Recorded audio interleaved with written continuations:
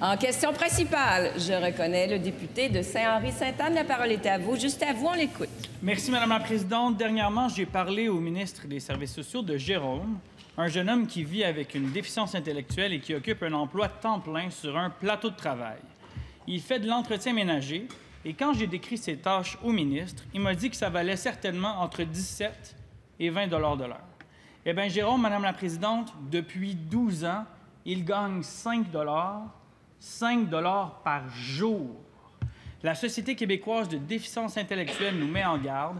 Les plateaux de travail ont leur place, mais pas à long terme dans le parcours de vie d'une personne. Le ministre l'a reconnu également en crédit. Pour Jérôme, mettre fin aux plateaux de travail dans leur forme actuelle, c'est le combat d'une vie. Il nous écoute aujourd'hui. Le ministre a-t-il envie de travailler avec nous dans ce dossier? Jérôme et moi lui tendons la main.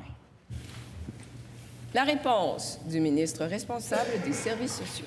Bien, merci beaucoup, Madame la Présidente. Je remercie le collègue de Saint-Henri-Sainte-Anne pour sa question qui va me permettre de démontrer tout ce qu'on a fait au niveau de l'employabilité pour les personnes en situation de handicap. En fait, depuis qu'on est arrivé, j'étais justement au CA de l'Office des personnes handicapées ce matin, qui nous disait qu'on était la province qui a fait le plus de gains au niveau de l'employabilité pour les personnes en situation de handicap au Canada, Madame la Présidente.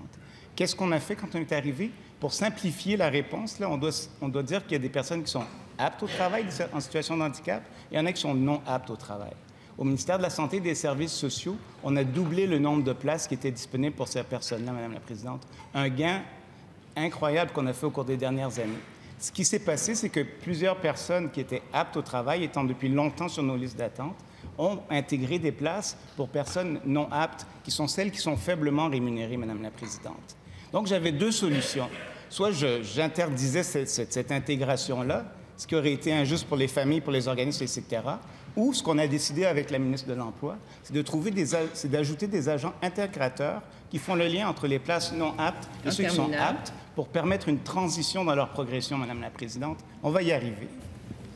En question principale, à nouveau, Monsieur le député. Non, complémentaire. Complémentaire. Merci, Madame la Présidente. Je remercie le ministre pour sa réponse, mais malgré tout, il y a un article qui est paru cette semaine qui fait le point sur la situation. On y rappelle ce que j'ai moi-même dénoncé en crédit. On consacre 30 fois plus d'argent à faire vivre les plateaux de travail qu'on en dédie aux initiatives de transition vers des emplois inclusifs. C'est 30 fois plus. Je remercie l'ouverture du ministre. Moi, je l'invite à venir avec moi cette semaine ou la semaine prochaine. Allons voir Jérôme sur son plateau de travail, voir comment ça fonctionne. La réponse du ministre. Contre-invitation, parce que moi, je vais visiter le plateau des Petits-Rois. Alors, je vous invite à venir me visiter avec moi, si vous voulez. Mais la question, Madame la Présidente, c'est oui, l'investissement est majeur au niveau des plateaux de travail.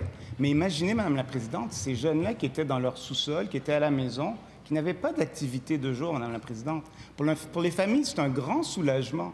Donc, c'est important de continuer toutes ces places-là, Madame la Présidente, et de travailler à une intégration entre ce qui se fait pour ceux qui ne sont pas aptes au travail et ceux qui sont aptes. Par exemple, un exemple parfait que je vais vous donner, un jeune avec un trouble du spectre de l'autisme qui est apte au travail, qui a un accident, qui est hospitalisé, en ressortant de l'hôpital, souvent ne sera pas apte. Donc, il a besoin d'aller dans un plateau de travail qui va lui permettre de réintégrer progressivement. Voilà, cela met fin à la période de questions et de réponses orales.